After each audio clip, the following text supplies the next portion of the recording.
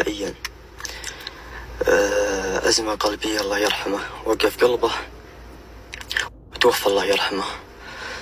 طبعا القصة أن عزيز ما في شيء أبدا، عشان ما يكون في تأليف من الإعلام. عزيز ما كان في شيء نهائيا. 5 الصبح تقريبا قال يا يزن روشني. استغربت أنا، قلت لا يا عزيز تروش، برد عليك وتمرض. قال لا أمانة تروشني. أنا يعني خفت، استغربت، أول مرة يطلب طلب يتروش الساعة 5 الصبح. الله يرحمه روش ولبسناه ونشفناه، نام. قام الظهر قمنا ما قام الله يرحمه، متوفي.